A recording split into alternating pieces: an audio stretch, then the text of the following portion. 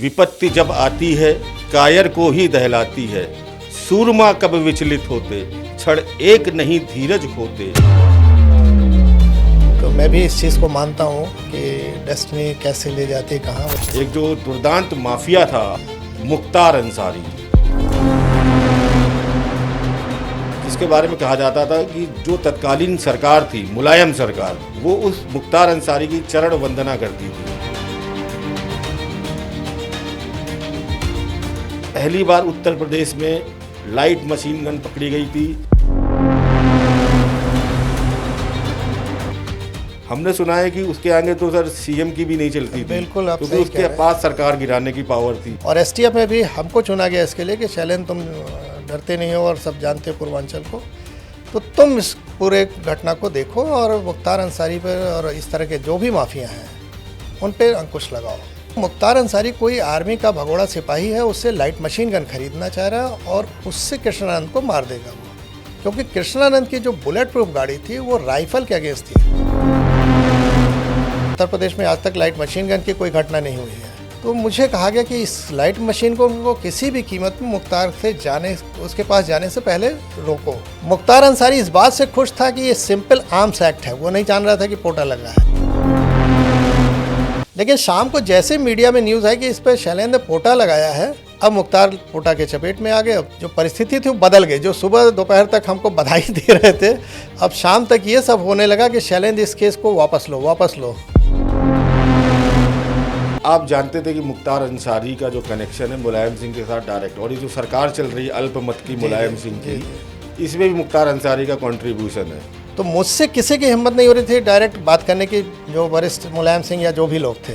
आपको शैलेंद्र सिंह डर नहीं लग रहा है? आपने मुख्तार से पंगा लिया है। मुख्तार को पकड़ने के बाद हमारी यूनिट बनारस की क्लोज करके कह दिया गया कि इसको लखनऊ बुला लो, कोई काम मत दो। अब इसके ऊपर कुछ भी हो गया तो आपकी सरकार चली जाएगी, क्योंकि उस समय सुप्रीम कोर्ट में भी पीआईएल पड़ गई थी मेरे फेवर में। तो एक वर्ड यूज होता है एस्ट्रोलॉजी में, ऋणानुबंधन जी, जो अपनी पास्ट लाइफ से कुछ ऐसी चीज़ें लेके आते हैं अच्छी और बुरी, उसका इम्पैक्ट हमारी जीवन में आता ही आता। तो ये कहीं ना कहीं आपको परेशानी आई अपनी जॉब को लेकर, लेकिन उस ऋणानुबंधन के साथ यश जुड़ा हुआ था, अपयश नहीं जुड़ा हुआ जी था। जी हाँ, ये तो बात मैं मानता हूँ। ठीक है। मुझे आज तक मतलब- कहीं विरोधियों ने भी मुझ पर उंगली नहीं उठाया कि ये गलत आदमी है। ऐसा काम करना है, पॉजिटिव काम, जिससे केवल मानव ही नहीं, जीव जंतु पर्यावरण सबका लाभ हो, और एक देश नहीं पूरे विश्व का लाभ हो। यही देवरावा भी कहते थे, पूरे विश्व को ही गा माता शायद यही आशीर्वाद उन्होंने कहा था कि जी, जी। इनको छोड़ दीजिए, इनकी हाँ, डेस्टिनी अलग है। बिल्कुल। मेरे फादर से उन्होंने कहा था कि इसकी चिंता छोड़ दो और इसकी डेस्टिनी कुछ और है। किसान की दो ही समस्या है, जी। एक तो अनाज का दाम न मिलना, और दूसरा जो उसकी लागत है वो बहुत ज़्यादा हो गई है। आइए इन सब बातों पर हम आज डिटेल में चर्चा करेंगे इस एस्ट्रोनॉमा सीरीज में।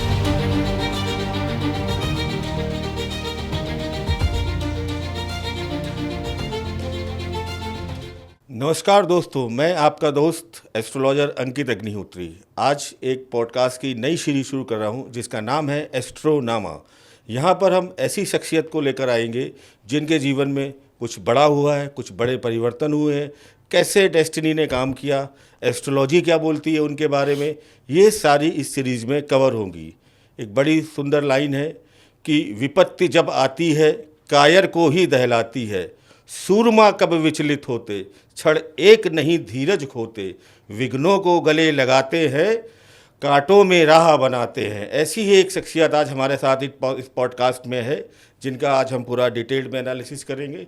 एक चीज़ और, आप सभी ने अपने बचपन में मुंशी प्रेमचंद्र की एक कहानी सुनी होगी, नमक का दरोगा। उसमें एक काल्पनिक पात्र होता है मुंशी वंशीधर, जो कि एक भ्रष्ट व्यक्ति पंडित अलोपीदीन को गिरफ्तार कर लेता है और किसी भी प्रलोभन में नहीं आता।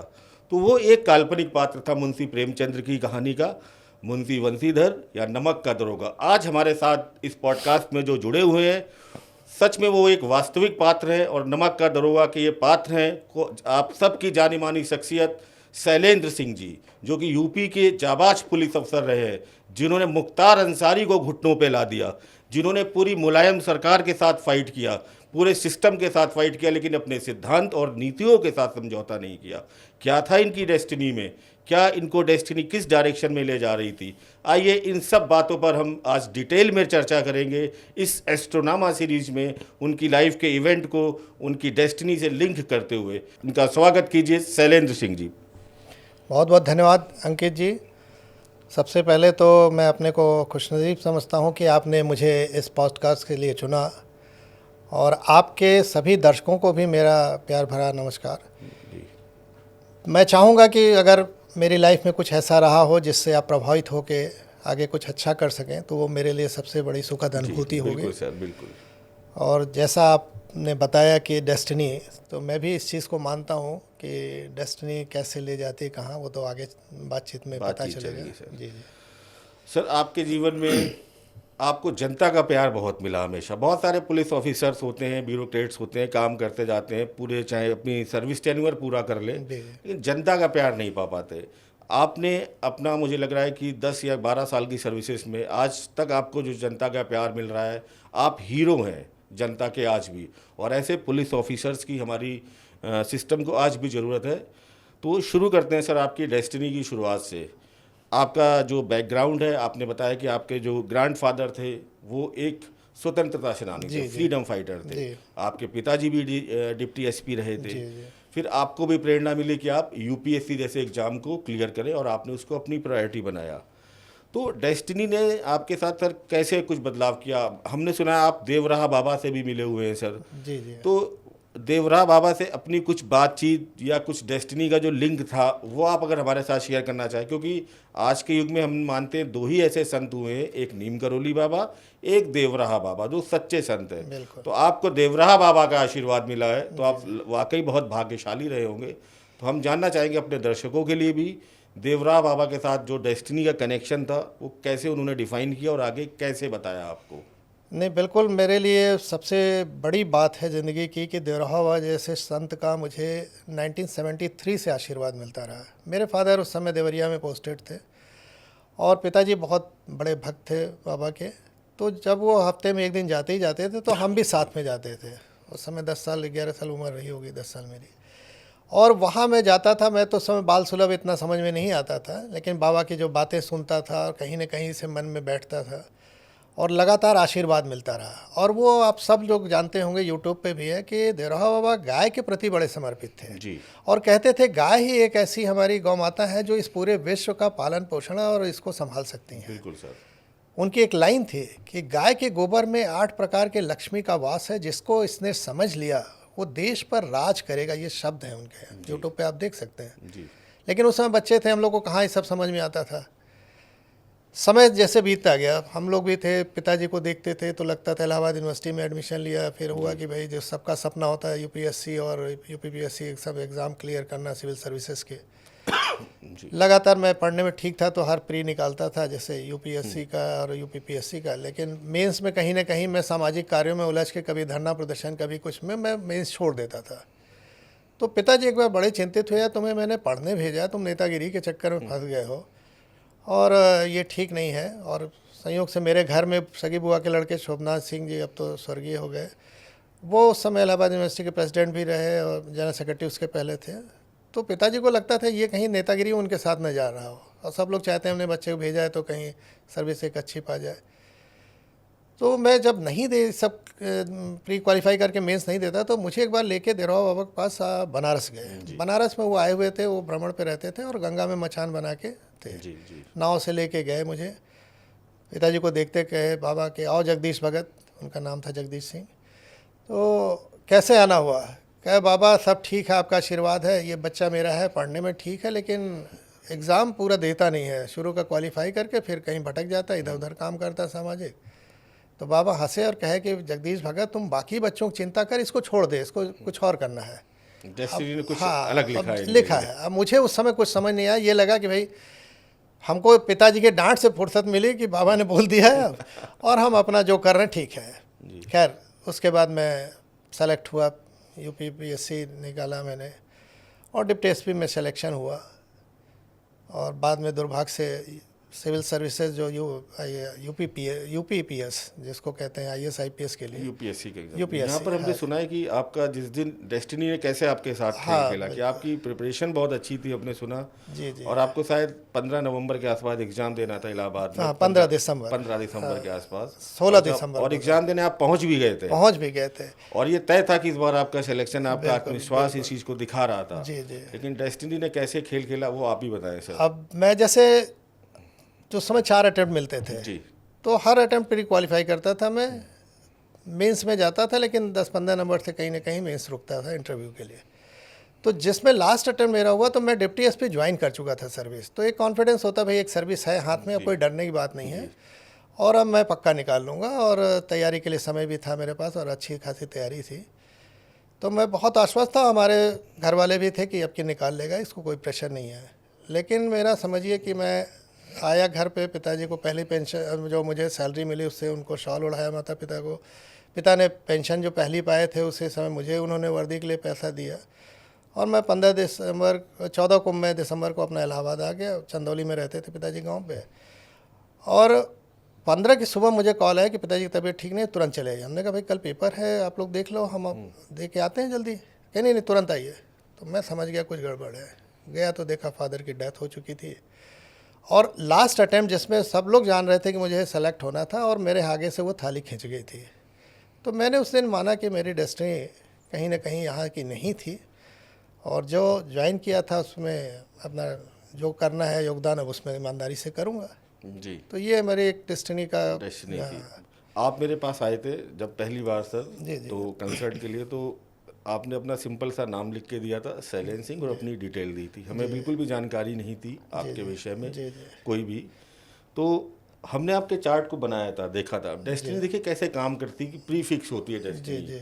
ये आपका चार्ट था। तो हमने यहाँ पर मंगल की पोजीशन देखी थी जो आपके 10th हाउस में है, अपनी ही राशि में, स्कॉर्पियो में।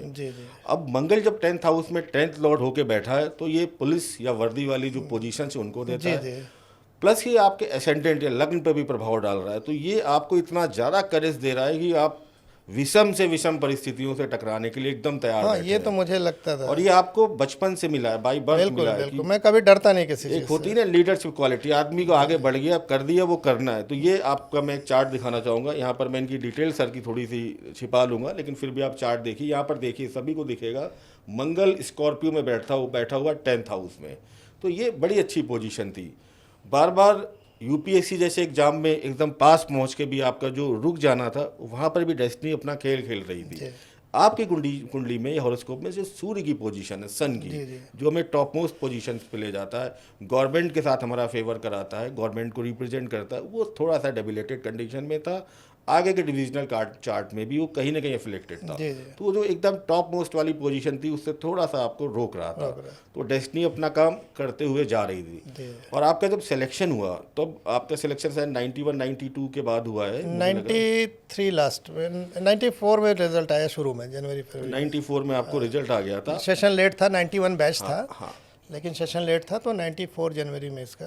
तो देखिए, जब आप एग्जाम दे रहे थे तब आपकी राहु की दशा चल रही थी। राहु आपका एग्जॉल्टेड होकर 5th हाउस में, एजुकेशन हाउस में बैठा है। उसका लॉर्ड मरकरी 9th हाउस में बैठा। तो एक प्रोटेक्शन था कि ऐसे व्यक्ति अपनी एजुकेशन पढ़ाई में अच्छा करेंगे, एक्स्ट्रा ऑर्डनरी। ठीक है, जब आपका सिलेक्शन हुआ तब आपकी जुपिटर की दशा शुरू हो गई थी। और जुपिटर का जो कनेक्शन है आपके 10th हाउस से, जुपिटर की कंडीशन अच्छी है आपके चार्ट में, पाइसेस यानी मीन राशि में, जो आपको ये भी बता रहा है कि आप काफ़ी संयमित व्यक्ति हैं। काफ़ी जो विषम से विषम परिस्थितियाँ, उसमें जो आपका जो विजडम है, जो सोच है, वो डगमगाती नहीं है। कई लोग बड़े अधीर हो जाते हैं, जैसा आपके भी हम आगे डिस्कशन करेंगे।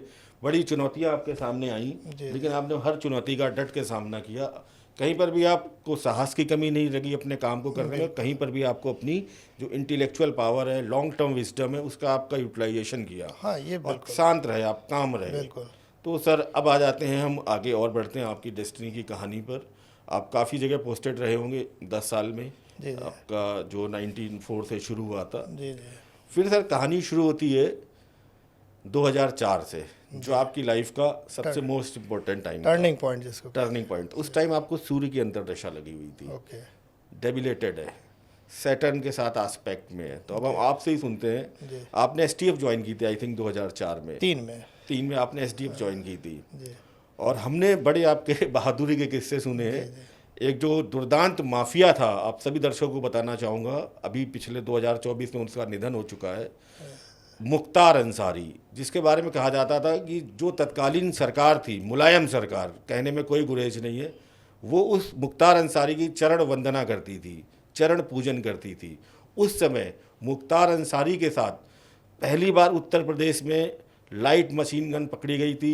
सर नहीं, शायद आपने उसकी कॉल इंटरसेप्ट करके पकड़ा था उसको और उस पर पोटा लगाया था। वो हम जानना चाहते हैं सर पूरी कहानी, क्योंकि हमने सुना है कि उसके आगे तो सर सीएम की भी नहीं चलती थी, क्योंकि उसके पास सरकार गिराने की पावर थी। फिर इतना अदम्य साहस आपके अंदर आया कि आपने क्या किया सर, आप ही बताएं तो ज़्यादा बेहतर। बिल्कुल सही है। देखिए, हम लोग सरकारी जॉब में थे तो जो गवर्नमेंट का आदेश होता है उसका पालन करते हैं।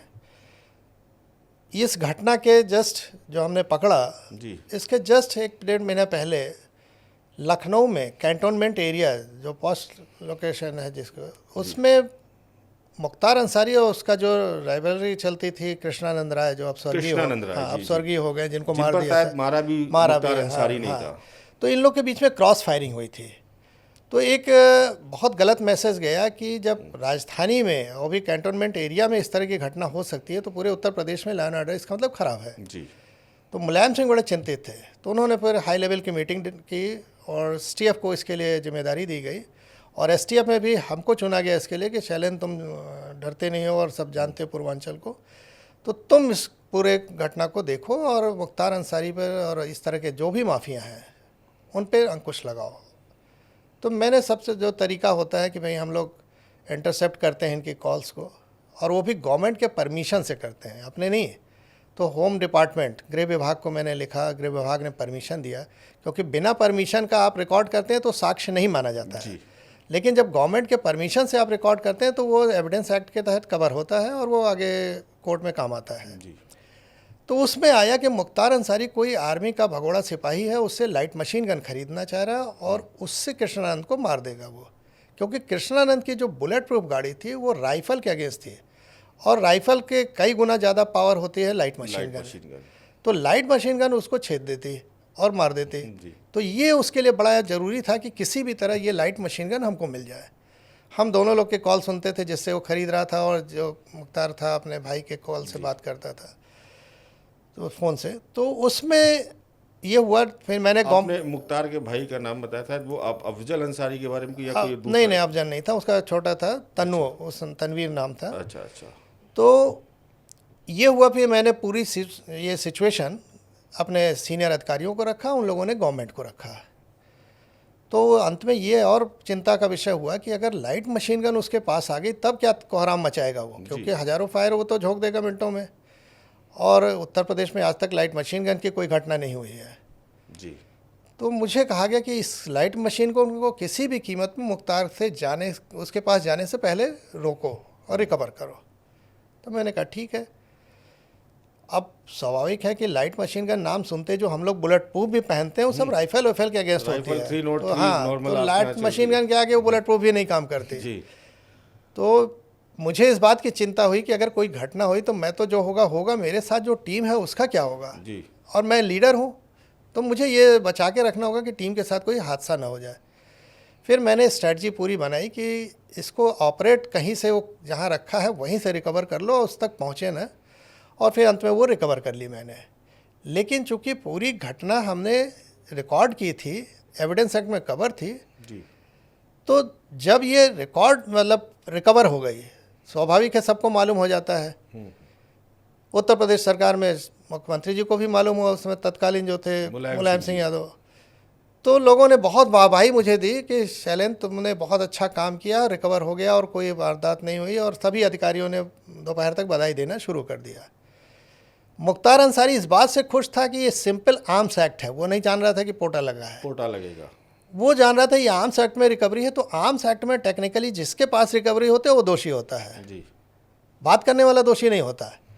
तो वो खुश था कि मैं भी बच गया, मैं इसमें नहीं इन्वॉल्व हुआ और बच गया किसी तरह। लेकिन शाम को जैसे मीडिया में न्यूज़ आई कि इस पर शैलेंद्र ने पोटा लगाया है, अब यहाँ से स्थिति पूरा चेंज हो गई, क्योंकि पोटा में बात करने वाला भी उतना ही दोषी हो गया जी। अब मुख्तार पोटा के चपेट में आ गए, अब तो उनको ज़िंदगी अपनी बर्बाद लगने लगी। तो शायद जमानत भी बहुत जल्दी वह नहीं होती है। जी। अब पूरी तरह से जो परिस्थिति थी वो बदल गई। जो सुबह दोपहर तक हमको बधाई दे रहे थे, अब शाम तक ये सब होने लगा कि शैलेंद्र इस केस को वापस लो, वापस लो। मैं एक चीज़ आपको यहाँ पर रोकना चाहूँगा जी जी कि आप जानते थे कि मुख्तार अंसारी का जो कनेक्शन है मुलायम सिंह के साथ डायरेक्ट, और ये जो सरकार चल रही है अल्पमत की मुलायम सिंह की, इसमें भी मुख्तार अंसारी का कंट्रीब्यूशन है। जी तो जब आप पोटा लगा रहे थे, मुझे आपका चार्ट तो ये कंफर्म कर रहा है कि मंगल स्ट्रॉन्ग है, डरना नहीं है। कहीं थोड़ी सी घबराहट हुई थी कि आप पोटा लगा रहे हैं और ये रिवर्स नहीं हो सकता, इसके कुछ दूरगामी खतरनाक परिणाम आपको होंगे, तो आपकी वो मनोस्थिति क्या थी वो हम जानना चाहेंगे जब आप पोटा फाइल कर रहे थे? जी जी एक्चुअली मैं बताऊं, जब मैं पिछली जो हमारी लाइफ पुलिस की थी, लगभग 9.5 साल मेरी सर्विस थी, जिसमें 2 साल तो ट्रेनिंग ही जाता है, 7.5 साल फील्ड की थी। और मैं इसके लिए बदनाम था कि ये कभी किसी की सुनता नहीं है, अपने से निर्णय लेता है।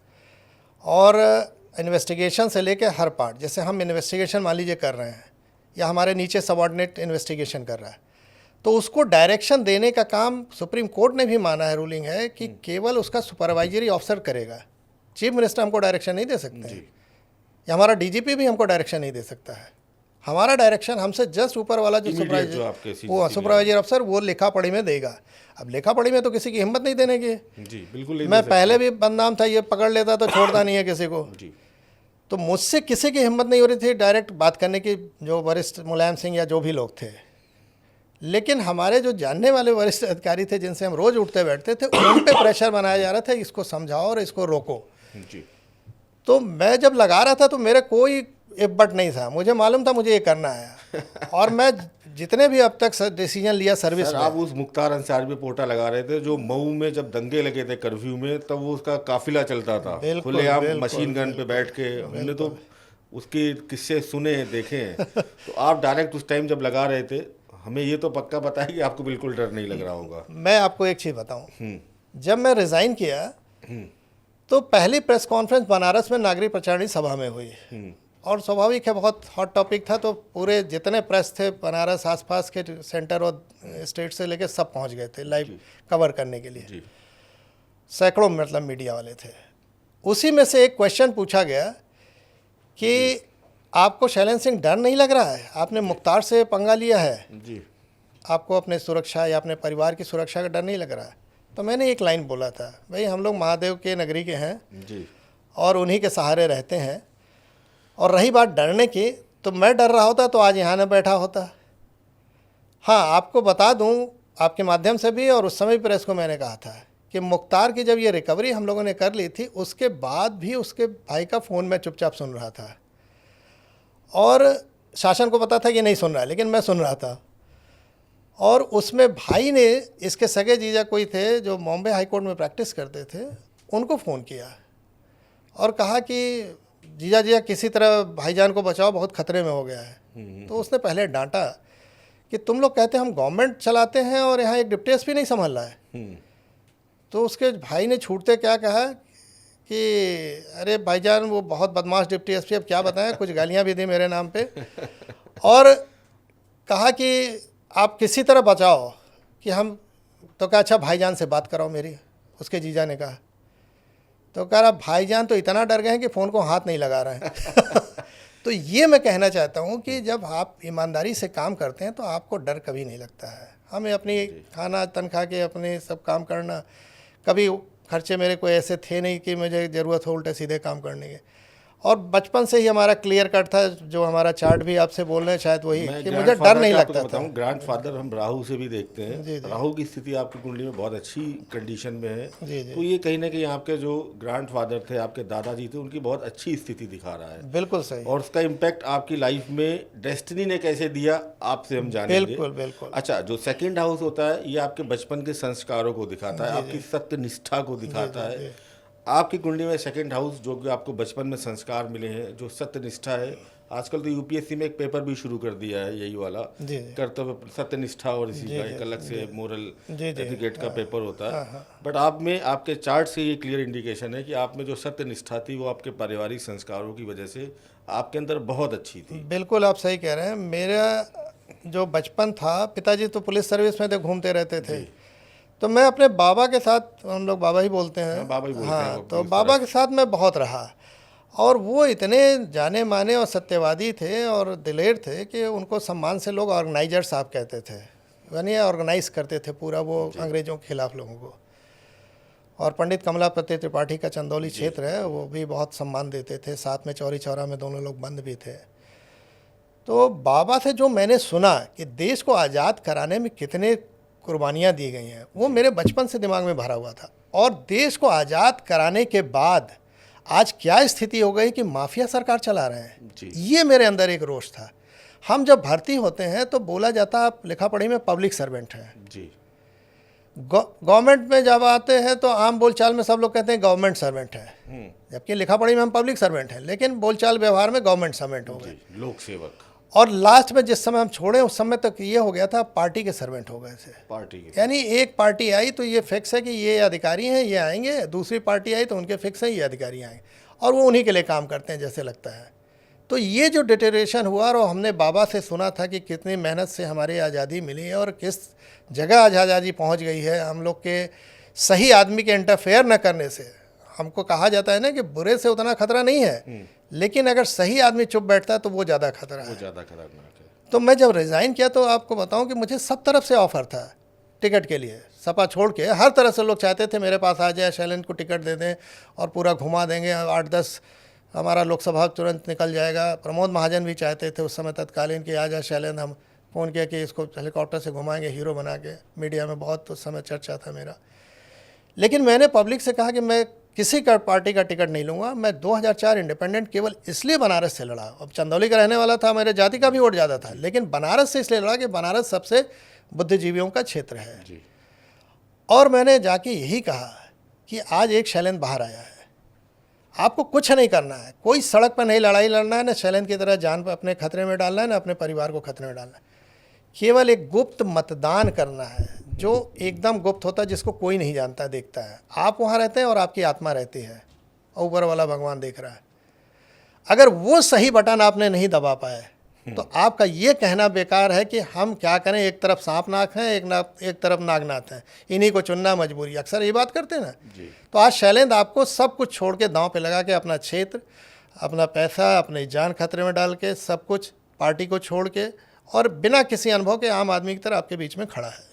अगर इसको आप लोगों ने सपोर्ट कर दिया तो कितने शैलेंद्र पैदा हो जाएंगे। तो वो चीज़ मैं लेके आया था और लोगों के बीच में कहा कि आप लोग जो सपोर्ट खाली कर सही, अगर सही आप लोग निर्णय ले लेंगे तो आपका भविष्य बदल जाएगा। तुम्हें बॉर्डर पुलिस में ट्रांसफ़र करा के और तुम्हारा ही गनर उनका आदमी होता, तुम्हें मारता क्रॉस फायरिंग में, ये प्लानिंग थी। और अब तुम रिज़ाइन कर दिए, इतना मामला उछल गया कि तुम्हें इन लोग छुएंगे तो इनकी गवर्नमेंट गिर जाएगी। तो ये तुम्हें भगवान ने बचा लिया रिज़ाइन करके। नहीं, आपके रिज़ाइन से मुझे एक वाकया है कि आपने जो समाचार पत्रों में जितना हमने आपके बारे में पढ़ा सुना, आपने एक ओपन रिज़ाइन किया था और आपने लिखा था कि अपने रिज़ाइन का कारण, और अपनी जनता को एड्रेस किया था कि आप देखिए आपने कैसी सरकार चुनी। बिल्कुल, मैंने लिखा कि एक मेरे बारे में सब लोग जानते हैं, ओपनली है, 9.5 साल की सर्विस में और फील्ड में 7.5 साल, और हर जगह जनता ने प्यार दिया था मुझे क्योंकि मेरे काम की वजह से, ईमानदारी की वजह से। तो मैंने कहा मेरे बारे में कोई किसी को दो राय नहीं है कि कैसा अधिकारी है।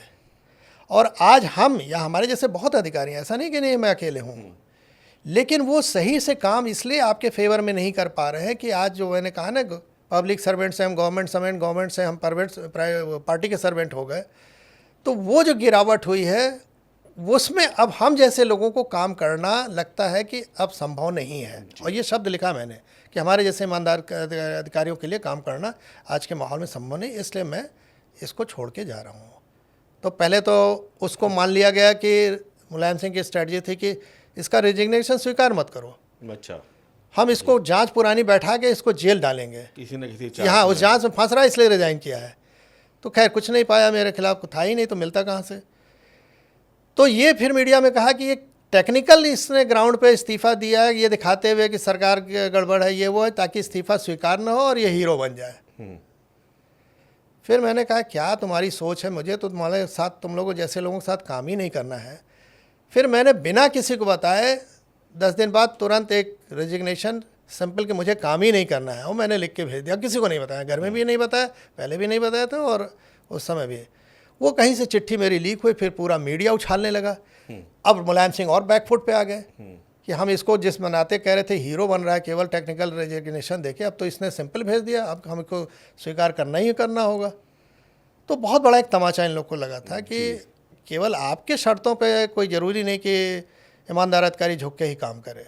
हाँ, ये बात ज़रूर मुझे कई लोगों ने कहा, अच्छे अधिकारियों ने भी, कि शैलेंद्र हम लोग भी ईमानदार हैं लेकिन मौके का वेट करते हैं। तो हमने कहा सर वो मौका मिले न मिले इनके ऊपर है, आपको कब दें। हम इतना वेट करने की स्थिति में नहीं है ना, यहाँ हम अपना 1 मिनट बर्बाद करना चाहते हैं। हमको अगर कुछ अच्छा करना है तो हम चलते हैं जनता के बीच में और कुछ करेंगे, जनता को अच्छा लगेगा तो स्वीकार करेंगे, नहीं तो कोई बात नहीं। हमको तो संतुष्टि होगी कि मैंने अकेले अपने ढंग से निर्णय लिया, हम चैन से सोएंगे कम से कम। तो मैंने कहा कि अब मैं ये लॉजिक को नहीं मानता कि जब वेट का मौका मिलेगा तब हम कुछ अच्छा करेंगे। हम अपना परिस्थिति बदलेंगे। जैसे कहते हैं ना, पानी को आप रोक दोगे तो पानी क्या करेगी, अगर ज़्यादा वेग है तो तोड़ के बांध निकल जाएगी, कम है तो साइड से या ऊपर से कहीं से बह के निकलेगी, पानी अपना रास्ता बना लेगा। तो मुझे अपना रास्ता बनाना है, ऊपर वाले का आशीर्वाद है और दोहराव वजह से संत का आशीर्वाद है, तो मैं अपना रास्ता बना के कहीं निकल लूँगा। और वही रास्ता मैं आज बना के भारत के कृषि क्षेत्र के लिए कार्य कर रहा हूँ। जी जी जी, अभी हम उस पर भी आएंगे। जी, आपने जो बात कही डेस्टिनी की, तो ये तुलसीदास जी भी इस बात को बहुत पहले कह चुके हैं। जो आपके साथ होना था वो सब एक तरीके से फिक्स होता है। आप अपने कार्मिक बैलेंसेस लेके आते हैं।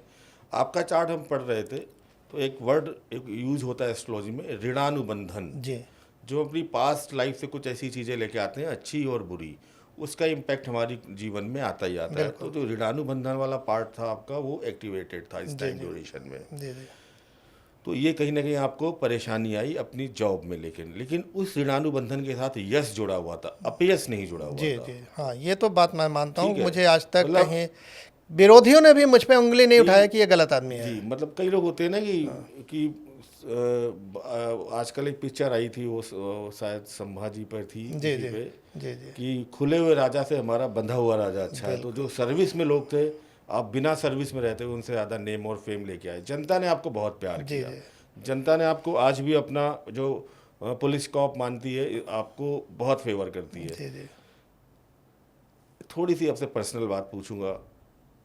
वर्दी कमाई जाती है सर मेहनत से। जब रिजाइन कर रहे तो कुछ तो सर भावनात्मक स्तर पर कुछ चीज़ें हुई होंगी। नहीं, बिल्कुल। इतना बड़ा डिसीजन होता है, ये कोई आपको किसी ने गिफ्ट नहीं की थी, किसी ये- राजनीतिक कोई आपको उपहार नहीं था, जो कठिन परिश्रम से आपने कमाई थी। और सबसे बड़ी बात, उस वर्दी के लिए जो आपने शपथ ली थी उसी को आप फॉलो कर रहे हैं, और उसके बाद आपको विवश किया जा रहा है जी, जी। कि आप इस वर्दी को उतार दो। मैं बताऊं, अंतिम दिन जब मैं जिस दिन रिज़ाइन किया, एसटीएफ ऑफिस में बैठा था, क्योंकि मुख्तार को पकड़ने के बाद हमारी यूनिट बनारस की क्लोज करके कह दिया गया कि इसको लखनऊ बुला लो, कोई काम मत दो। तो मैं अंतिम दिन जब ऑफिस में ऐसे, मुझे क्या मालूम था आज अंतिम दिन है, मुझे भी नहीं मालूम था। मैं बैठा हुआ था लेकिन खिन्न ज़रूर था।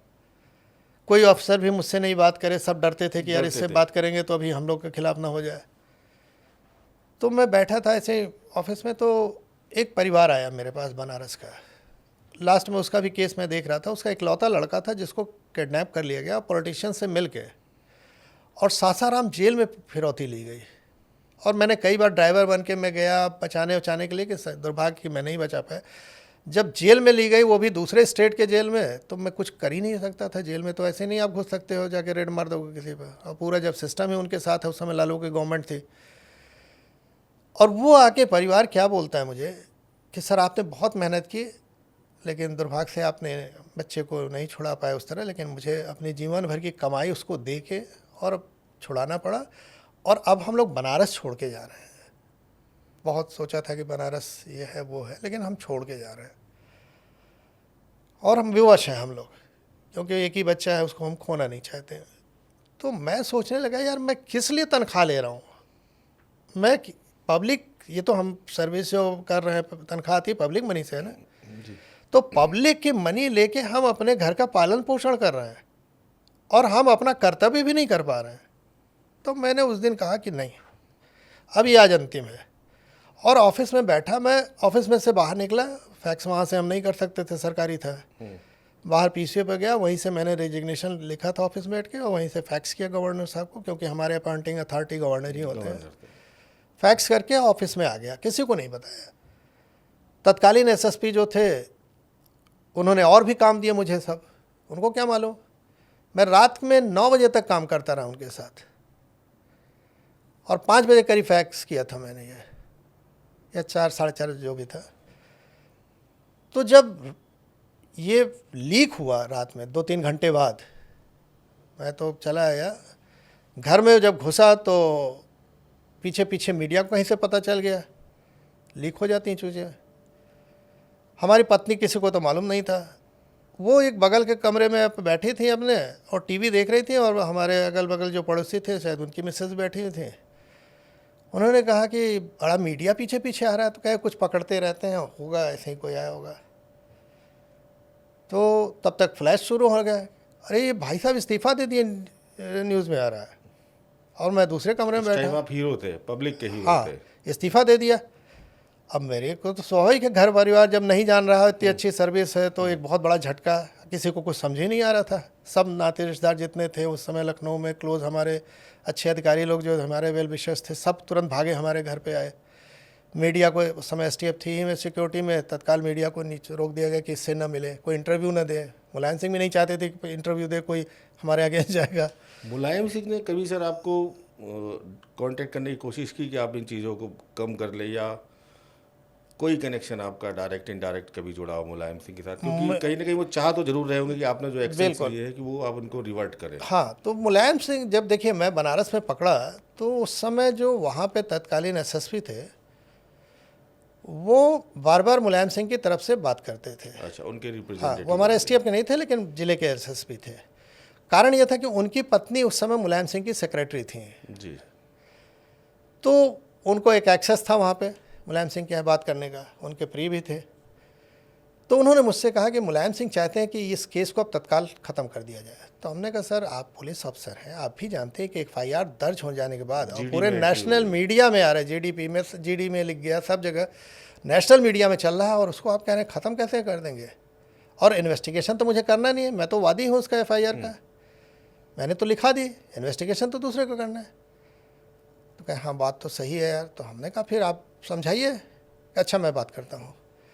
फिर उन्होंने थोड़ी देर बाद फ़ोन किया मुझे कि शैलेंद्र, मैंने मुलायम सिंह जी को पूरा एक्सप्लेन किया, तो वो कह रहे हैं ऐसा है कि इन्वेस्टिगेशन में शैलेंद्र नाम न ले मुख्तार अंसारी का। अच्छा। और हम उसको देख लेंगे। तो मैंने कहा सर मैं वादी हूँ, पहले लाइन में मुख्तार का नाम से कहानी स्टार्ट हुई है, रिकवरी सब है, सब लिखा है मैंने कई बार नाम, और उसमें रिकॉर्ड में है कि सब टेप हमारे पास है जो उसने बात किया और शासन परमिशन से है। मैं उसको डिनाई कैसे कर दूंगा? ये माना जाएगा कि आप गलत हैं, पैसा ले लिया जो दबाव में है, तो मैं तो ये नहीं कर सकता हूँ। और इसके लिए भी बड़ा हाँ बहुत चाहिए कि आप तत्कालीन चीफ मिनिस्टर के ऑर्डर को जी मना कर रहे हैं। बिल्कुल। ये साहस पराक्रम तो आपको कूट तो मैंने कहा उनसे कि सर ये संभव नहीं। हाँ इतना ज़रूर मैंने कहा कि आप शायद, हमें पता नहीं क्यों लगा कि आप शायद पोजीशन को एक्सप्लेन नहीं कर पा रहे हैं, तो आप मुलायम सिंह जी का नंबर दीजिए या वहाँ कहिए कि मैं बुला ले, मैं आके एक्सप्लेन करता हूँ कि ये संभव नहीं है जो वो चाहते हैं टेक्निकली। तो कहे उनके छूटते कह रहे अरे तुम्हारा तो नाम, मतलब नाम लेते ही उनको जैसे चिढ़ जा रहे हैं एकदम से और पूरा आग बबूला हो जा रहे हैं, तुम तो बात ही मत करना। तो हमने कहा ठीक है, मुझे फिर क्या पड़ी, आप लोग जानो, और आपको बता दिया कि ये रिवर्ट नहीं हो सकता मेरे रहते। तो उसके बाद बहुत प्रेशर बनाया गया, टीम को वापस बुलाया गया, फिर टीम को हमारे हड़काया गया, तमाम उसकी जांच खोल दी गई, उनकी जबकि दोष भी नहीं था, तमाम प्रेशर बनाया गया। इनडायरेक्ट हमारे लोगों को वेल विशर के रूप में भेजा जाता था कि खतरा है, इतना बड़ा माफिया है, परिवार को खतरा है, आपकी जान को खतरा है, क्या ज़रूरत है, ये सिस्टम ऐसे ही चलता है, अलग होने की क्या ज़रूरत है, आप शांत रहिए, कुछ मत करिए, शांत रहिए, बोलिए मत। तो ये सब चलता रहा, लेकिन उससे कोई फ़र्क नहीं पड़ता। कहानी सर इसके बाद शुरू होती है आपकी लाइफ में। ये सारी चीज़ें तो हो गई, आपने इस्तीफ़ा दे दिया, आगे बढ़ गए। यहाँ से आपका जो 17 वर्ष का वनवास रहा, आपको अरेस्ट भी किया गया 2004 में, गलत चार्जेस लगा तरह के। अब तो 21 साढ़े 21 साल हो गए, 22 साल हो गए आपको इन चीज़ों को ख़त्म करने में। तो ये बड़ा भावनात्मक आपका पल रहा होगा। आपने कहा कि आपको कोई रेंट पे घर देने को तैयार नहीं था लखनऊ में, कोई आपको अपने घर में शरण देने के लिए तैयार नहीं था, क्योंकि माफिया और सरकार दोनों से ही आपने टक्कर ले ली थी। या तो ये तो अपने आप में बड़ा विचित्र कॉम्बिनेशन था। मैंने आपका एक इंटरव्यू भी देखा था जब आप 2022 में सारे चार्ज हटा दिए गए थे, तो आप काफ़ी भावुक हो गए थे उस जी जी समय। जी जी। और आपने कहा था कोई पूछने नहीं आता। नहीं, सही बात है। जब आपकी लड़ाई होती है ना तो हर आदमी को लगता है यार मैं इससे अगर बात भी किया, और होता था कि मेरे वेलविशर के कोई बात करा तो सबके फ़ोन टेप किए जा रहे थे जी और उनको हड़काया जाता था बुला के कि आप बड़े क्लोज बन रहे हैं शैलेंद्र सिंह के, आपका भी वही हाल हो जाएगा। तो मैं तो ये अपनी बड़ा तरफ से भी मना कठिन कर समय दिया। रहा होगा आपका। बहुत कठिन। देखिए, आपने कहा किसी कंस्ट्रक्शन का एक मकान का किसी रिलेटिव हाँ का था, हाँ, उसमें आपने कुछ टाइम मैं जैसे बिताया। बताया ना कि एक मेरे पास जब रिज़ाइन किया तो स्वाभाविक है सब सडन हुआ, तो आजीविका का कोई साधन भी नहीं था। कोई तो प्राइवेट जॉब भी नहीं दे रहा था कोई आपको। नहीं, स्वाभाविक है, कौन देगा। पत्नी पढ़ी लिखी थी हमारी, पीएचडी हैं बॉटनी में, एनवायरनमेंट साइंस से उनका सब्जेक्ट रहा। तो तत्कालीन उस समय जो स्कूल था एक सीएमएस, उसमें उन्होंने जॉब ज्वाइन कर लिया। एक हुआ कि चलो घर का कुछ बेसिक नीड अपना पूरा हो जाए। रहने के लिए छत नहीं थी, तो मेरे एक राइट था, मैंने उस हिसाब से लिखा कि मेरे पास अभी रहने के लिए कुछ छत नहीं है, तो गवर्नमेंट का जो बंगला है वो मुझे 1 साल के लिए दिया जाए, और अगर नहीं दिया जाएगा तो मेरे प्रति जो भी होगा इसके लिए तत्कालीन मुख्यमंत्री जिम्मेदार होंगे, ऐसे लिख दिया मैंने। तो इन लोग डर गए, सब समझे कि नहीं इसको तुरंत खाली कराओ, लेकिन लोगों ने कहा साहब इसके ऊपर कुछ भी हो गया तो आपकी सरकार चली जाएगी। क्योंकि उस समय सुप्रीम कोर्ट में भी पीआईएल पड़ गई थी मेरे फेवर में, और नोटिस जारी हो गई थी मुलायम सिंह को, क्योंकि एक सिस्टम फेल्योर माना जा रहा था। तो मुलायम सिंह घबराए थे कि सुप्रीम कोर्ट मॉनिटरिंग कर रहा है, हाई कोर्ट मॉनिटरिंग कर रहा है। तो मजबूरी में उन लोगों को 1 साल मुझे देना पड़ा। लेकिन 1 साल जैसे हुआ, उन लोग सामान फेंकने को हुआ कि कल आपका 1 साल ख़त्म हो रहा है, आप सामान फेंकने आ रहे हैं। तो मेरी मजबूरी थी, रातों रात खाली करना था मुझे। अब मैं एक किसी से बिना बताए चुपके से गया कि मैं ऐसे रेंट पे हूँ ये वो, तो उसने दे दिया, ठीक है भाई ले लिए। तो मैं कुछ सामान अपना ला के आनन फानन में रखा, बाकी सवेरे उन्हें मंगा लेंगे। इस बीच में उसको पता चल गया, वहाँ लोगों को भी पता चल गया, शैलेंद्र को मिल गया, उसको फ़ोन आ गया, धमकी पहुँच गए लोग। उसने हाथ जोड़ा कि सर मैं आम आदमी हूँ, नहीं रह सकता पंगा लेके इन लोग से, आप मेरा घर खाली कर दिए। तो 3-4 जगह ऐसे ही हुआ मेरे साथ। फिर मेरे एक रिलेटिव थे, उनका आधा मकान बना हुआ था, तो उसमें फिर हम लोग रहे, किसी तरह अपना काम किए। लेकिन बहुत परिवार पर दबाव था, क्योंकि आप अकेले तो हैं नहीं, बच्चा भी छोटा था, कोई साधन नहीं था, जान का खतरा अलग था। मेरे इवन जो आर्म्स पे लाइसेंस अगर मैंने अप्लाई किया था वो सब रोक दिया गया कि नहीं नहीं ये गुस्से में किसी को मार देंगे, तमाम टेक्निकल लगा के रोक दिया गया। और फिर बाद में तो मुकदमे लिखा के जेल भेजे गए, वो भी दिखा दिया गया कि अब आपका लाइसेंस नहीं बन सकता है। जो सिक्योरिटी थी उसको वापस बार बार ले ली जाती थी, और ले लिया गया बाद में। तो बहुत टफ समय होता है। लेकिन मैं यही कोशिश करता था कि आम आदमी के सामने ये बात हम ना रखें, क्योंकि वो टूट जाएगा कि एक जब शैलेंद्र सिंह का ये हाल हो गया, तो मैं तब तक, जब तक मेरा केस वापस नहीं हो गया था, 2021 की बात है जी, जब मुख्तार आया था पंजाब जेल से यहाँ, तो उसी समय वापस हुआ था मेरा। तो दोनों चर्चा एक साथ हाईलाइट फिर हो गई। तो मैंने इंटरव्यू में उस समय 17 साल हुए थे, तो मैंने यही कहा कि देखिए आप जो करते हैं आपकी जिम्मेदारी होती है, खासकर जब सर्विस से भी बाहर हो गए और कोई भी, हमें 10 साल में ना पेंशन मिलना, ना कोई सरकारी सुविधाएं मिलनी है। तो ऐसी स्थिति में अगला देखता है कि अगर शैलेंद्र सिंह की दुर्दशा हो गई तो और कोई हिम्मत नहीं करता। तो मेरे पास एक बहुत बड़ा ये भी प्रेशर था कि परिवार को भी सुरक्षित रखना है, और बाहर ये गलत मैसेज नहीं जाने देना है कि शैलेंद्र सिंह टूट गए। भले हम परेशान थे, लेकिन कभी शो नहीं किया मैंने। तो जब उस दिन केस वापस हुआ, फाइनली 2 केस थे, एक पहले वापस हो गया था, एक ये वापस हुआ, तो मीडिया ने बात करने लगा। तो उस समय हमारे पहली बार, मतलब शायद इकलौता मेरा इंटरव्यू है जिसमें मेरे को थोड़ा सा भावुक हो गए, वरना मैं कभी ये सब नहीं होता था, क्योंकि एक रॉन्ग मैसेज नहीं देना था मुझे। लेकिन एक साई ऑफ रिलीफ जिसको कहते हैं ना, कि मुझे एक रिलीफ मिली थी कि योगी जी की मेहरबानी से कि वो मेरे केस वापस हो गया, मैं पासपोर्ट बनवा सकता हूँ, गन का लाइसेंस ले सकता हूँ, यानी जो चीज़ें टेक्निकली फंसा हुआ था। तो वो शायद कह सकते हैं कि एक राहत की सांस थी। हाँ, राहत की सांस थी कि कितना स्ट्रगल करना पड़ता है। फिर भी उसके बाद मैंने लोगों से कहा कि नहीं, इसकी हैप्पी एंडिंग होनी चाहिए जी। और अब इसीलिए भारत के कृषि क्षेत्र में मैं बार बार काम कर रहा हूँ, गौ माता जी का काम कर रहा हूँ, जो देवराव बाबा जैसे मैंने उल्लेख किया उनका सबसे प्रिय सब्जेक्ट है। उन्होंने कहा कि जो गाय ही है यही पूरे भारत के या विश्व को बचा सकती है, और वो मैंने किया है कि गाय के गोबर गोमूत्र से खेती, मेडिसिन तमाम बन रही, जिस पे पेटेंट है, इंडिया में भी हैं, बाहर भी लिए गए हैं।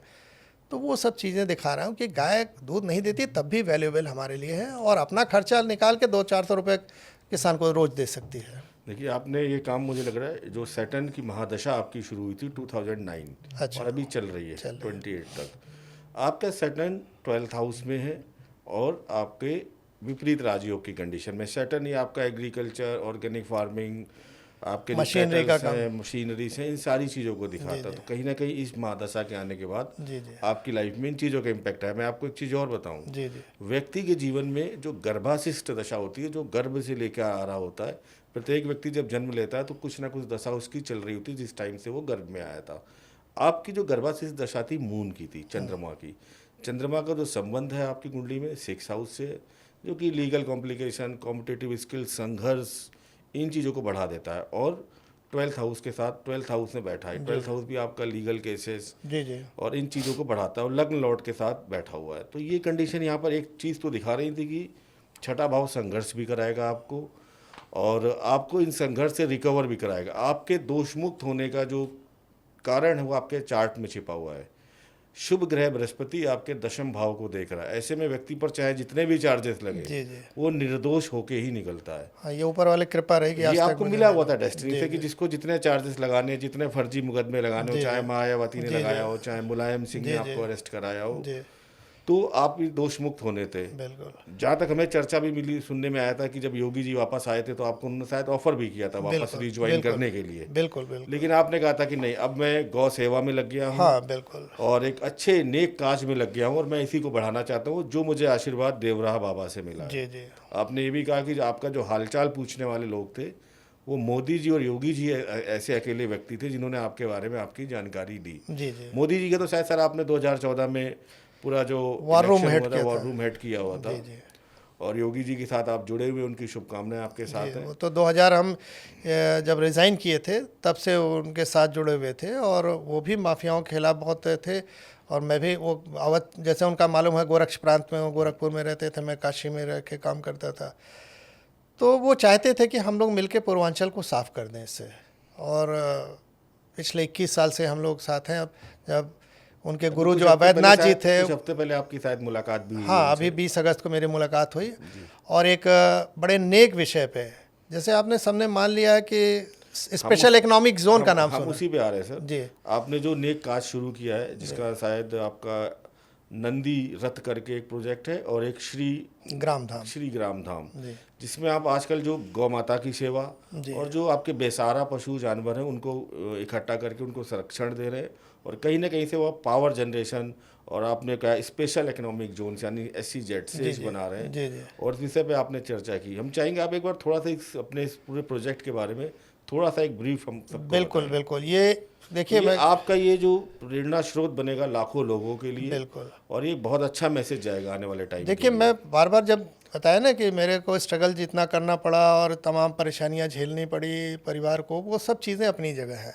जी सर। लेकिन अगर आप हम उसको नेगेटिव मानते हैं, उससे आप समाज को क्या दे पाए। जी हाँ, एक थोड़ा सा चर्चा हुआ, बात हुआ, लेकिन हर आदमी तो नहीं लड़ सकता शैलेंद्र सिंह की तरह, तो उसका कोई मतलब नहीं है। तो मैं कहा कि ऐसा काम करना है, पॉजिटिव काम, जिससे केवल मानव ही नहीं, जीव जंतु, पर्यावरण, सबका लाभ हो, और एक देश नहीं पूरे विश्व का लाभ हो। जी, यही देवराव बाबा भी कहते थे, पूरे विश्व को ही गौ माता शायद का यही आशीर्वाद उन्होंने कहा था जी, कि जी। इनको छोड़ दीजिए, इनकी हाँ डेस्टिनी अलग है। बिल्कुल, मेरे फादर से उन्होंने कहा था कि इसकी चिंता छोड़ दो और इसकी डेस्टिनी कुछ और है, और उन्हीं के सब्जेक्ट पे काम करना है। वो मेरा पहला काम था। भारत, जब मैं चुनाव लड़ रहा था, बीच में पॉलिटिक्स में भी था, तो गांव-गांव में जाता था तो देखता था कि किसान सबसे बुरी दशा। जैसे चंदौली से मैं लड़ा जी, लोकसभा 2009 में। चंदौली से लड़े थे आप। तो जब मैं गांव-गांव लोगों को जाता था, चंदौली धान का बेल्ट है, NIC पर लिखा हुआ धान का कटोरा शब्द है, जी, लेकिन किसान इतनी मेहनत से, विपरीत परिस्थितियों में, आप जानते हैं प्रकृति के भरोसे खेती होती है, और अनाज उपजा के अपने घर ले आता है। उसके बाद जब उसका दाम नहीं मिलता है तो सबसे ज़्यादा कष्ट ये होता है। किसान की दो ही समस्या है, जी, एक तो अनाज का दाम न मिलना, और दूसरा जो उसकी लागत है वो बहुत ज़्यादा हो गई है। आप आज देख रहे हैं केमिकल फर्टिलाइज़र, पेस्टिसाइड, हाइब्रिड बीज, डीजल, जिससे सिंचाई करता है, बिजली, ये सब इतनी महंगी हो गई है कि ले दे के उसको कुछ फ़ायदा मिलता नहीं है। लेकिन एक इज्जत बचानी है, जैसे आपने कहा ना, प्रेमचंद का कहते हैं किसान वही हाल है कि किसी तरह इज्जत बचानी है इसलिए खेती कर रहा है। जी। तो वो दो कमी यानी लागत ज़्यादा होना और मूल्य न मिलना, उससे मैं चिंतित था कि इसको कैसे सुधारा जाए।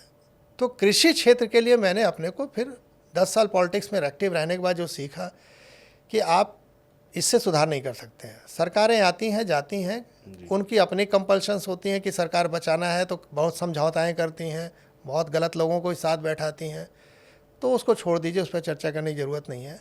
उसका स्वरूप मान लीजिए आज की डेट में हम कैसे आम आदमी को सुधार सकते हैं, भारत की इकॉनमी कैसे सुधार सकते हैं, रोजगार कैसे जनरेट कर सकते हैं, तो कृषि क्षेत्र ही है। आज भी आप देखते हैं कृषि क्षेत्र में जब अच्छी बारिश हो जाती है तो हमारा जीडीपी और सब कुछ बढ़िया हो जाता है, ग्रोथ रेट बढ़ जाता है हमारा। तो उसमें दोनों ही समस्याओं पर मैंने काम किया है। तो लागत कम करने में हमको वही देवरा बाबा का सूत्र याद आया कि गोबर में 8 प्रकार की लक्ष्मी का वास है। तो गोबर गोमूत्र को साधन बनाया मैंने फर्टिलाइज़र एंड पेस्टिसाइड के लिए, और उसको जब हमने डाला तो केचुआ भी एक्टिव हुए देशी, और वाटर रिचार्ज भी, छेद बना देते हैं तो वाटर रिचार्ज भी होने लगा। एग्रीकल्चर के लिए बहुत अच्छा। देशी बीज यानी देशी गाय देशी बीज ये हमारा आधार है, और देशी केचुआ किसान इसमें। तो उस नेचुरल फार्मिंग, इसको ऑर्गेनिक भी नहीं हम लोग कहते हैं, नेचुरल फार्मिंग, क्योंकि नेचुरल फार्मिंग बैक्टीरिया की खेती होती है, लोग इसको जानते नहीं है। अभी भी गवर्नमेंट का जो सॉइल टेस्ट होता है उसमें बैक्टीरिया काउंट नहीं होता है, लेकिन हमको बैक्टीरिया काउंट देखना है, जितना बैक्टीरिया बढ़ेगा उतना ही है। और देशी गाय के गोबर में सबसे ज़्यादा बैक्टीरिया है। अगर जर्सी या फिजिशियन ये सब गाय की आप तुलना करिए तो उनके 1 ग्राम गोबर में 50 से 70 लाख बैक्टीरिया होते हैं, देशी गाय के 1 ग्राम गोबर में 300 से 500 करोड़ बैक्टीरिया होते हैं, इतना अंतर है। तो देशी गाय, देशी बीज और देशी केचुआ को आधार बना के हम लोगों ने लागत आज की डेट में, अब यहाँ तो आगे चल के 3 साल बाद आपको जुताई उताई भी नहीं करनी है, केवल बीज डालना है, काटना है। जो एक ब्लेम लगता है कि ऑर्गेनिक उपज में दाम उपज कम हो जाती है, हमने अपने यहाँ लोगों को आके कृषि वैज्ञानिकों को दिखाया कि देख लो उपज कम है हमारी, कहने आपकी तो ज़्यादा है उपज है, 10 से लेकर 30% तक ज़्यादा है। लागत कुछ है ही नहीं है, क्योंकि अपना ही बीज देशी बार बार लगाना है, हाइब्रिड बीज बहुत महंगा होता है, 10 टाइम्स महंगा होता है, और हर बार ख़रीदना है, तो वो भी लागत ख़त्म हो गई। तो फर्टिलाइज़र की लागत ख़त्म। आज आप देख रहे हैं यूरिया के लिए लाठी खा रहे हैं लोग ना, खाद के लिए, तो फर्टिलाइज़र ख़त्म, पेस्टिसाइड की ख़त्म, हाइब्रिड बीज की ख़त्म, डीजल की ख़त्म, सिंचाई क्योंकि सिंचाई भी इसमें 50-70% कम हो जाता है। तो ऐसी स्थिति में लागत हमारा 50 से 70% ख़त्म हो गया। अब किसान का केवल लेबर, हमारे देश में 85% से ज़्यादा लोग मार्जिनल फार्मर हैं, सीमांत कृषक, जिसमें बहुत छोटी जोत होती है। तो उनको मैकेनाइजेशन की भी ज़रूरत नहीं, जो आजकल बड़े बड़े ट्रैक्टर, ये दुनिया भर के इक्विपमेंट के सरकार कहती है सब्सिडी, उसकी ज़रूरत ही नहीं है। तो वो सब से हटा के मैंने कहा बैल से खेती करो। पुराना ज़माना है तो, अरे नया ज़माना आ गया तो बच्चे वो नहीं करेंगे कि दिन भर में 1 एकड़ में इतना जोते, तो उसको बदला हमने कि बैल से बिजली बनाते रहे, बिजली के माध्यम से जो चाहे वो कर लो। तो मैंने कहा किसान की जो सबसे बड़ी समस्या मैंने बताया कि ख़त्म करना है, तो लागत हमने बताया 50-70% कम हो गई। सीमांत कृषक है, अपना सब कुछ कर ले रहे हैं। उपज चूँकि उसकी अब ऑर्गेनिक हो गई है, आप समझ रहे हैं, आज ऑर्गेनिक मार्केट में डबल ट्रिपल प्राइस पे है, डबल प्राइस पे जाती तो जब क्वालिटी भी बढ़ गई, लागत भी 50-70% कम हो गई। तो जो गवर्नमेंट नारा दी थी कि 2022 तक किसान की आय दोगुना करेंगे, तो हुआ नहीं। लेकिन जब लागत खत्म हो गई तो दोगुना नहीं 3 गुना अपने आप हो गया। बिल्कुल ठीक बात तो मेन चीज़ वही थी प्रॉब्लम। तो क्वालिटी भी बढ़ गई, दाम भी ज़्यादा मिल रहा है, उपज भी उसकी बढ़ी है, क्योंकि इसमें नेचुरल फार्मिंग उपज बढ़ती है, मैंने दिखाया। तो ले दे के फिर जो किसान की असली समस्या थी, लागत ज़्यादा और उपज का दाम न मिलना, दोनों ख़त्म। तो किसान मालामाल हो गया। जब किसान मालामाल हो गया तो अपने आप भारत खड़ा हो गया, क्योंकि हमारी आगे आज भी एक कृषि क्षेत्र पर ही आधारित है सब कुछ। अब इसीलिए इस पूरे विज़न का नाम दिया मैंने श्री ग्राम धाम। श्री लक्ष्मी का प्रतीक है, ग्राम ग्राम है ही है, और उसको हम धाम की तरह ट्रीट करें, पवित्र स्थान है। आप उसको गांव मत समझो, हे दृष्टि से मत देखो गांव है। आज कोविड में सबने देख लिया कि वही गांव संभाला भारत को। पूरा यूरोप अमेरिका तबाह हो गया। मैंने आपकी गौशालाएं देखी हैं, जी, वहाँ पर काम करते हैं, बड़ा अपने आप में देखिए, माँ गौ, गाय माता अपने आप में कहते हैं, सारे देवी देवता इसमें विराजमान होते हैं। वास्तु के लिए कहा जाता है कि अगर आपके घर में चाहे जितना कठोर वास्तु दोष हो, आपको अगर नया घर बनाना है तो आप अपने प्लॉट में 2-4 महीनों के लिए गाय को रख दीजिए। बिल्कुल सही बात है, बिल्कुल। चाहे जितना गंभीर वास्तु दोष है वो पूरे का पूरा वास्तु दोष आपका खत्म हो जाएगा, इतनी पॉजिटिविटी मैं आपको बताऊं, जहां मेरा गौशाला बना है वो लो लाइन एरिया था, वहां कोई ज़मीन नहीं ले रहा था और सबने कहा कि ये लोग पागल हैं कि यहाँ गौशाला खोल रहे हैं। मेरी गौशाला हर बरसात में डूब जाती थी पूरी। जी आज आप जान के अभी मीडिया में देखे होंगे, यूपी में IT सिटी बन रहा है, जी, वो पूरा उसके अंदर बीच में मेरी गौशाला आ गई है। क्या बात है। देखिए, माँ अष्टलक्ष्मी की आपने मतलब बात आप करी, सोच लीजिए कितना वहाँ पर वास्तु एक्टिवेट हो गया, पूरा वो IT डेवलपमेंट सिटी हो गया। उसी गांव में आ गया, वो बीच का केंद्र बिंदु, उसके आसपास पूरा IT सिटी आ जी गया। जी जी। तो जो सबसे एडवांस टेक्नोलॉजी, तो मैं जो बात कर रहा था कि श्री ग्राम धाम में हमने देखा है कि किसान की लागत कम हो गई, उपज उसकी क्वालिटी बढ़ गई, दाम अच्छा मिलने लगा, उपज भी बढ़ गई, तीसरे साल आते आते 20-30% बढ़ जाती है। तो श्री लक्ष्मी अपने आप गांव वापस पहुंच गई, गांव अपना संपन्न हो गया, धाम बन ही जाएगा, जब संपन्न होगा तो सब लोग इज्जत देने लगेंगे, तो भारत को भी इज्जत मिलेगा और भारत रियल विश्व गुरु इस रूप में जाएगा। अब इसमें एक एंगल और डाला हमने, लिया वैदिक विजडम ही। मैंने वैदिक विजडम में गोधन के ही किनारे सब कुछ घूमता था, अर्थव्यवस्था जी, गाय हमारी अर्थव्यवस्था का आधार होती थी। मैं फिर से उसी पे आया कि गाय केवल दूध दे तो वही जरूरी नहीं है, गाय जैसे 5 लीटर मिनिमम गोमूत्र देती है, जी, अगर उसको अर्क बना लिया तो 40% मिलता है, यानी 2 लीटर अर्क मिल गया। 2 लीटर अर्क का थोक दाम ही 200-300 रुपये है। क्या बात है। मेडिसिन में आपने कन्वर्ट कर दिया तो वो 500 से लेकर 1000 रुपये मेडिसिन में, हम लोग मेडिसिन भी बना रहे हैं उस पर। तो ऐसी दशा में एक गाय पर डे 200 रुपये की भी खाएगी तो 200 रुपये 300 रुपये बचा के किसान को दे देगी। क्या बात है। चाहे दूध दे चाहे न दे, गोबर गोमूत्र से ही खा ले। प्लस उसके जो नंदी जी हैं, जिसको 50% प्राकृतिक अगर आप करा रहे हैं गर्भाधान तो निकलते हैं 50%। आज सबने देखा कि किसान के लिए सबसे बड़ी समस्या हो गई। उत्तर प्रदेश सरकार 7,500 से ज़्यादा गौ आश्रय केंद्र बना के रखी और 50 रुपये पर डे देना पड़ रहा है। योगी जी बार बार कहते हैं मेरे लिए बर्डन है। तो अब वही जो बैल थे जिनसे पहले खेती होती थी, लेकिन ज़माना बदल गया, तो अब कोई दिन भर 1 एकड़ खेत के लिए 2 बैल लेके आज का युवा नहीं काम करेगा। तो मैंने कहा कोई ज़रूरत नहीं, हम उस बैल से बिजली बना देते हैं और उस बिजली को भी आपका सोलर इतना बड़ा एक चल रहा है उसको अटैच कर देते हैं। तो हम लोग का जो पावर एनहांसर प्लांट बना है उसी नाम से पेटेंट हुआ है, इंडिया पेटेंट वर्ल्ड पेटेंट दोनों है। उसमें हमने हाइब्रिड करके सोलर एनर्जी को भी जोड़ दिया कि गवर्नमेंट ने इतना पैसा या वर्ल्ड में लग चुका है, अब वो 3 टाइम्स इंक्रीज कर दे रहा सोलर को।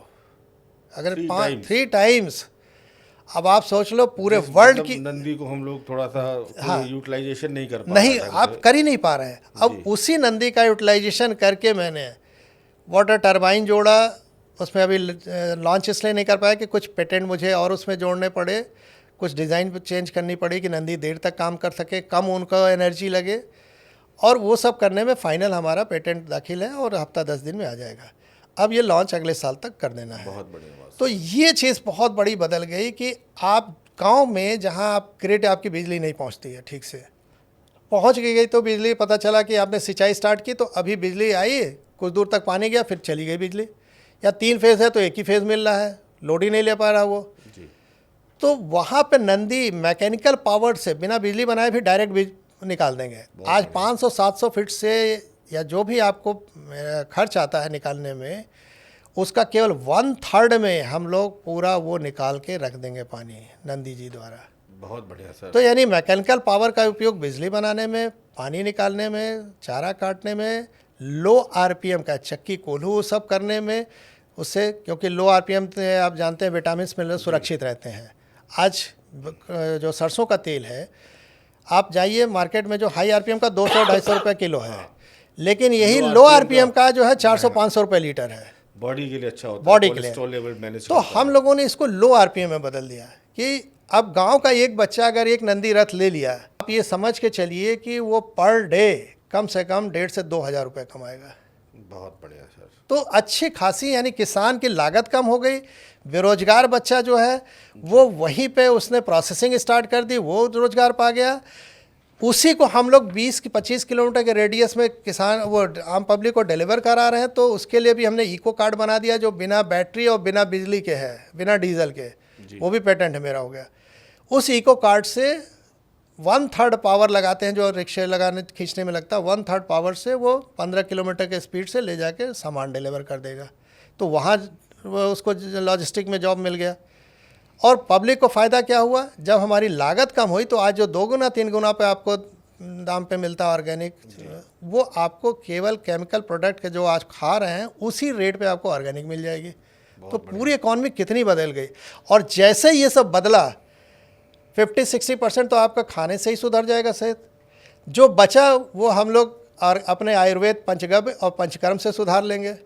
तो यानी जो लगातार खेल चल रहा है ड्रग माफियाओं का, आज पूरा जानता है अमेरिका धमका रहा भारत को, लेकिन किस चीज़ पर उसकी इकॉनमी टिकी है? केवल फार्मा सेक्टर पे और वेपन्स पे, यही तो है उसके। बिल्कुल सर। आज इनके फार्मा सेक्टर के आने वाले समय में मैं आपके पॉडकास्ट में बोल रहा हूँ, नोट करिएगा, इनके वाट लगा के रख देगा भारत। क्या बात सर, हम चाहते हैं कि भारत का नाम आगे बढ़े। बिल्कुल। और आपके जैसे ही लोग इस नहीं, काम को आगे ले हम नहीं, जाएंगे। प्रभु ने चुन लिया हमको, संतों ने चुन लिया। आप चुने हुए व्यक्ति हैं। जी जी। आपका भी सैटर्न की महादशा खत्म हो जाएगी 28 में। फिर आपकी कुंडली में जो दशा आ रही है, मरकरी की दशा आ रही है, 5th लॉर्ड की दशा आ रही है, नई अपॉर्चुनिटीज और बड़े अच्छी कंडीशन में आपके 9th हाउस बैठे हैं। मैं आपको बोलूँगा आपके काम को वर्ल्ड लेवल पर रिकॉग्नाइज किया जाएगा। और आपको मैं एक प्रेडिक्शन यहाँ सभी लोगों के सामने देना चाह रहा हूँ। आप शैलेंद्र सिंह जी को किसी बड़े इंटरनेशनल अवार्ड से नवाजते हुए देखे जाएंगे। आपको मिलेगा आपके इस काम के लिए। और शायद ये डेस्टिनी ने सब कुछ फिक्स कर रखा था कि ये जो काम है आपको केवल एक मैसेज देना था, जो एक टेन्योर आपका शॉर्ट पीरियड रहा 7.5-8 साल का सिस्टम को, कि ऐसे भी लोग हैं। जी जी। और शायद उसके कुछ कार्मिक बैलेंसेस होंगे कि उसको जो निपटाने का काम था वो आप ही को करना था, क्योंकि और किसी में हिम्मत नहीं थी। जी जी। और उसके बाद फिर जो देवराहा बाबा का आशीर्वाद है, जो सनातन को लेके आपको आगे बढ़ना था, आप इतनी स्ट्रांगली आगे बढ़ रहे हैं।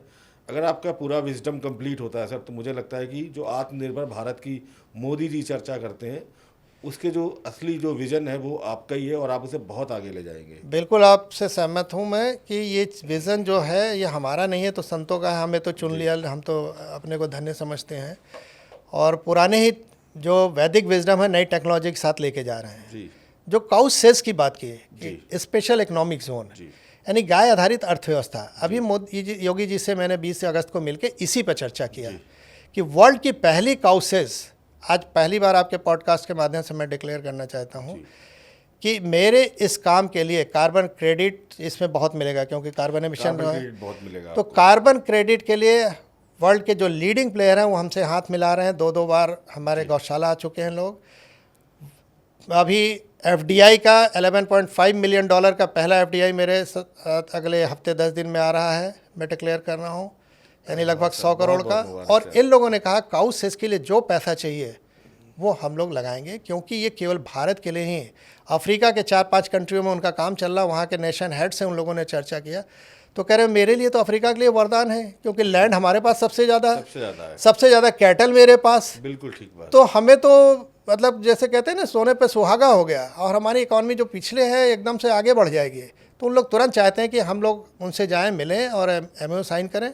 लेकिन मेरी शर्त थी पहला काउसेज मैं अपने उत्तर प्रदेश में लखनऊ में लगा के और वो दिखा दूँ मॉडल। और योगी जी से भी कहा कि आप उद्घाटन करिए, उसके बाद गवर्नमेंट, उन्होंने खुद कहा कि गवर्नमेंट ही नहीं पब्लिक सब लोग लेके इसको आगे जाएंगे और ये पूरे विश्व के लिए पहल होगी। अच्छा, बड़ा अच्छा। इस टाइम आपका टाइम भी बहुत अच्छा चल रहा है, दशा और अंतरदशा और ट्रांजिट के अकॉर्डिंग। तो आने वाले टाइम में आप कुछ बहुत बेहतर करते हुए दिख रहे हैं। आप पॉलिटिक्स में इच्छा से नहीं जाना चाहते, ठीक है, आपने इलेक्शन लड़ा, आपने कहा भी, लेकिन मैं आपको एक प्रेडिक्शन दे देता हूँ, आपको पॉलिटिकल पावर मिलेगी। आप कभी ना कभी अपने काम के लिए अप्रिशिएटेड किए जाएंगे। और राज्यसभा जैसे मंच पे जहाँ पर इलेक्शन नहीं होता, नॉमिनेशन होता है, अब मैं आप नहीं चाहेंगे कि आप पॉलिटिक्स में जाएं, लेकिन डेस्टिनी फिर आपको खींच के ले जाएगी।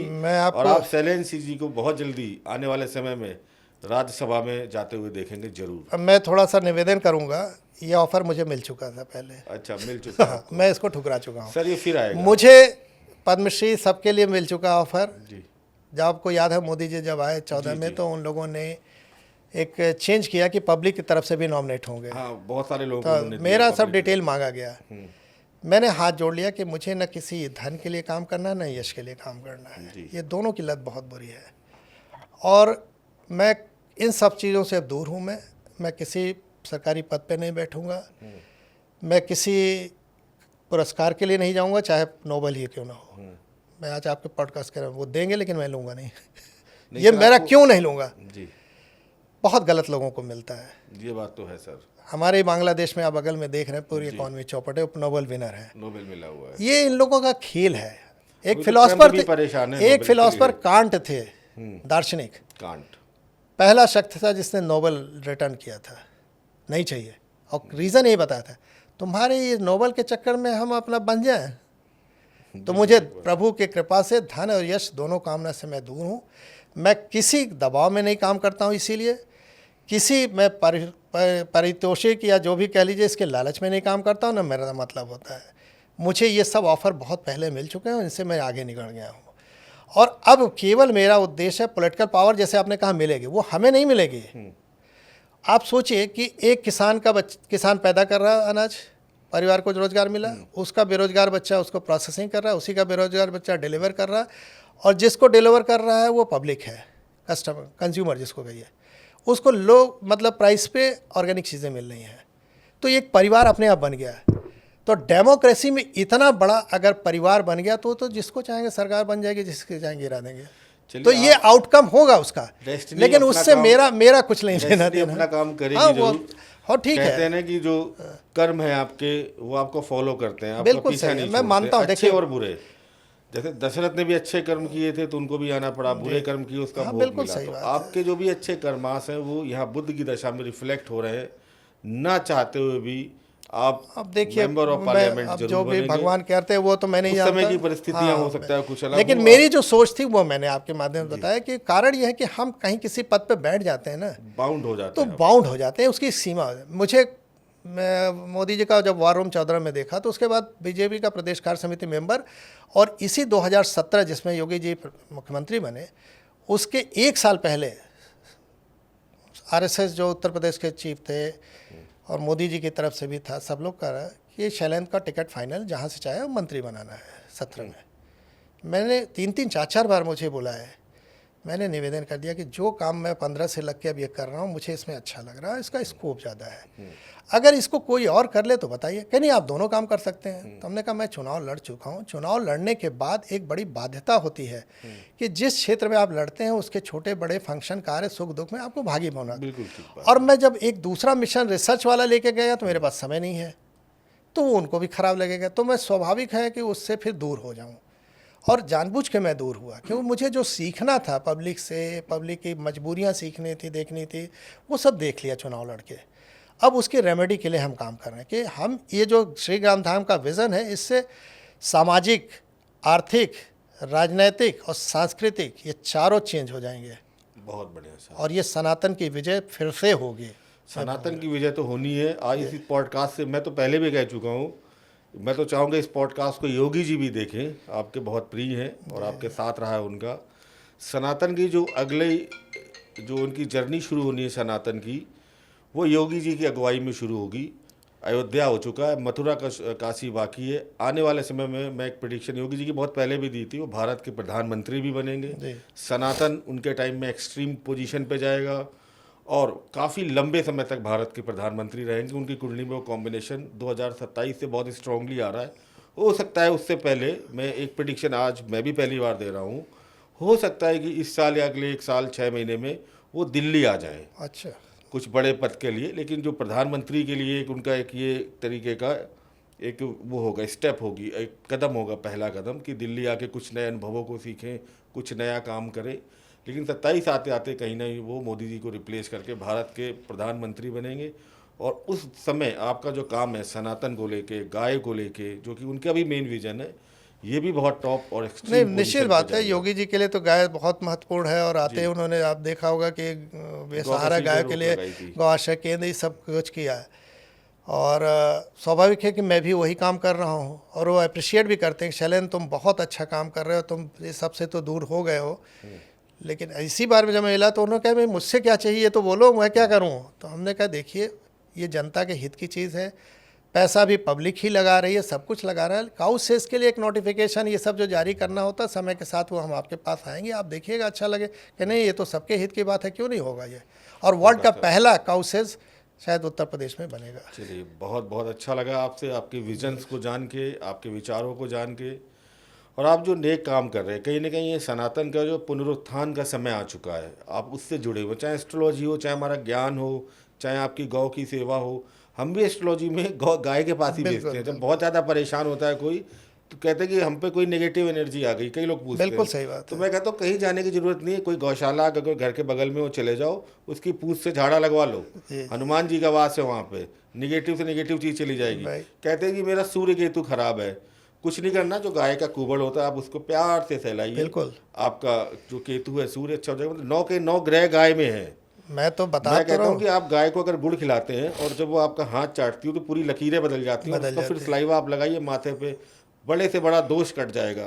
किसी भी जगह जाने की जरूरत ही नहीं है, आपके 9 ग्रह खराब है, आप गाय की सेवा मैं कीजिए। प्रैक्टिकली आपको बताया ना कि जिस जगह पे कोई जाता नहीं था वहाँ मार के फेंक दिए जाते थे अंधेरे में लोगों जी। को, उस जगह पे आईटी सिटी का एक केंद्र बिंदु बन गया, जो सबसे एडवांस जो बनेगा टाउनशिप, उस वही गौशाला हमारा केंद्र बन गया। चलिए, बहुत अच्छा रहा आज का पॉडकास्ट आपके साथ। आपको बहुत बहुत धन्यवाद सर, आप आए इतनी दूर नहीं से नहीं, मैं भी लखनऊ से आपको हमारे लिए। धन्यवाद और आपके दर्शकों सबको धन्यवाद देता हूँ कि इतनी लंबी, हम जैसे इंटरव्यू लोगों ने देखा होगा तो 2-4-5 पहली मिनट बार का आपका होता इतना बड़ा है। इंटरव्यू पहली था। बार लंबा इंटरव्यू है और अपनी बातें मैंने रखी हैं, क्योंकि ये सब चीज़ें 1 घंटे से प्लस में चली जाती हैं जी। और मैं जनरली सबसे भी दूर रहता था, लेकिन आपका बहुत बहुत व्यवहार मैंने शुक्रिया देखा इतना अच्छा, सनातन के प्रति आपकी सोच, तो मैंने कहा नहीं, आप एक सबके हित की बात है और ये चीज़ें जानी चाहिए लोगों को। बिल्कुल सर। और अब बार फिर अंतिम बात ख़त्म यहीं से करता हूँ कि किसी को अब सड़क पर लड़ने की ज़रूरत नहीं है। आपके पास वोटिंग राइट बहुत तगड़ी है, उसको पहचानिए, बस उसको पहचानिए। तो दर्शकों, ये थे हमारे साथ शैलेंद्र सिंह जी, जिनकी लाइफ के हमने अनछुए पहलुओं को जाना, कैसे वो सनातन के लिए काम कर रहे हैं, कैसे विपरीत परिस्थितियों में भी रहकर उन्होंने अपनी जो सत्यनिष्ठा है उसको बरकरार रखा। तो ये अपने आप में पूरे एक समाज के लिए मैसेज है, और ऐसे अगर 1-2 लोग और आ जाए हमारे समाज में तो भारत को आत्मनिर्भर और विश्व गुरु बनने में कोई नहीं रोक सकता। इसी के साथ मैं आप सबसे विदा लेता हूँ। बहुत बहुत धन्यवाद।